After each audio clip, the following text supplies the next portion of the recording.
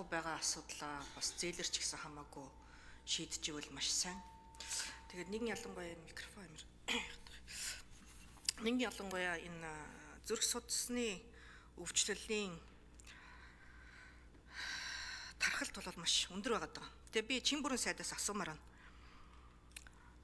Нас баралтын 35% нь 45-аас 65 насны хөдөлмөрийн насны иргэд яг энэ зүрх судасны өвчлөлөөр нас орж байна. 2024 онд 5789 хүн яг энэ зүрх судасны өвчлөлөөр нас орсон статистик бол байгаад байгаа.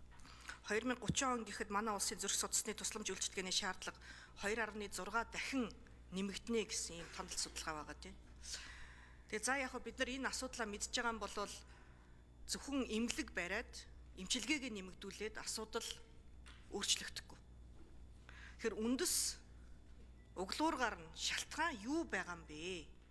Ямар учир шалтгааны улмаас хүмүүсийн даралтан нэгсээд зүрх нь хаагдаад байна вэ гэдэг дээр эрүүл мэндийн яам яг тодорхой шалтгаануудыг судалсан уу? Олон нийтэд мэдээлэх арга байна уу? Эн чин зүгээр хооллолт хэрэглээтэйгээ холбоотой байгаа юм болвол энийг өөрчлөхийн тулд бид өнөөдөр юу хийх вэ? Ухамсарт ямар сонголт хийх вэ гэдэг бол үнэхээр чухал байна. Арх, тамхи одоо хоолны хэрэглэнээс болоод байгаа юм уу? Стрессээс болоод байгаа юм уу? Эсвэл далайн түвшнөөс дээр одоо түвшинд амьдардаг учраас байглаасаа ийм байгаа юм уу? Яагаад одоо эрэгтэйчүүд нь илүү өртөөд байгаа юм? Яагаад ковидоос хойш маш олон залуучууд гинт одоо зүрх нь хаагдаад байгаа юм бэ гэдэг дээр иргэд өнөөдөр үнэхээр маш том асуултын тэмдэгтэй байна. Үнэхээр харамсалтай, үнэхээр залуучууд өнөөдөр нэг л өдөр инээж явж байгаа л тэгэл зүрх нь хаагдаад байгаа байхгүй юу?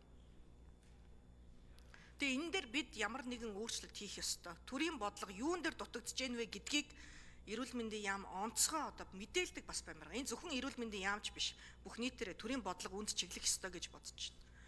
Тэгэхээр учир шалтгааныг судалсан асуудлууд байдгүй. Яг юунаас болоод нин ялангуяа сүүлийн үед залуучуудын зүрх зогсоод байна вэ?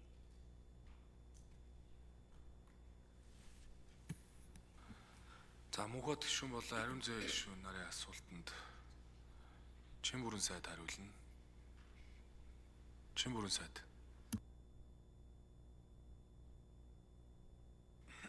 За ариун зөө гишүүний асуултаас хариулж эхэлье.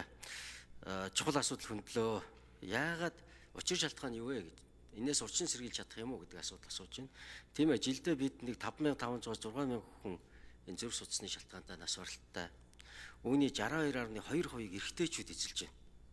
Тэгээ насаар наваад үсэх юм бол 36.3% нь буюу 45-аас 65 насны яг л одоо эд хөдөлмөр хийдэг наснда бид алдж байгаа нь өнөөдөр энэ зүрх судасны өвчлөлийн төв байрах үндсэн одоо гол шалтгаан болж байна. 2030 он гэхэд 2.6 дахин нэмэгдэх тооцоолтой. За үүнтэй холбоотойгоор бид халдварт бус өвчин осол гэмтлийн шалтгаан эрсдэл хүчин зүйлсийн тархалтын үндэсний 4-р судалгаа гэдгийг 2019 онд хийсэн. Энийг одоо англиар бол STEP судалгаа гэж нэрлэдэг байгаа. Одоо дараагийн судалгаа 6 жил тутам нэг хийдэг.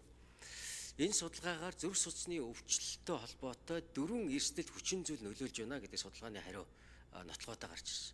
Энэ судалгаа бол хүн амд суурилсан тэдгээрийн одоо судалгааг нэлээд тийм наривчлалтаа хийдэг.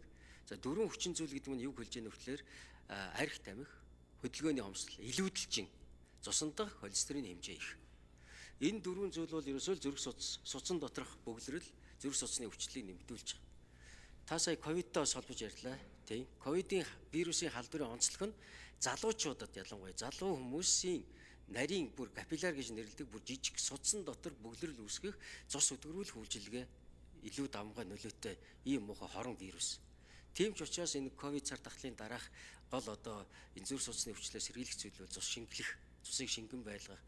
За үүнд бол хамгийн энгийн зүйл бол ерөөсөө бид шингэн их хэрэгэлдэг байх хэвээр, хөдөлгөөн хийдэг байх хэвээр.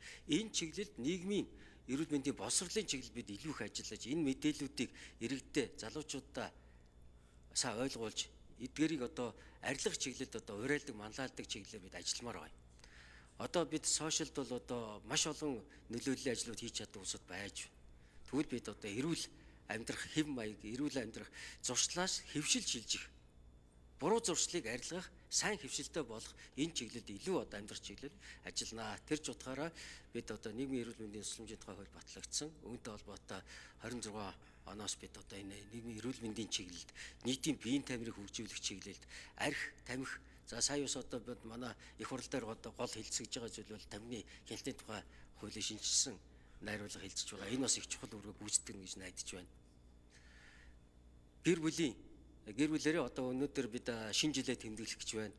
Тэгвэл шинэ жилийн баярыг архигүй тэмдэглэх, гэр бүлэрээ сайхан ад жаргалтай сайхан эдис уушандаа хүртэл одоо өөхт бас хэрэглэгээ багасгах.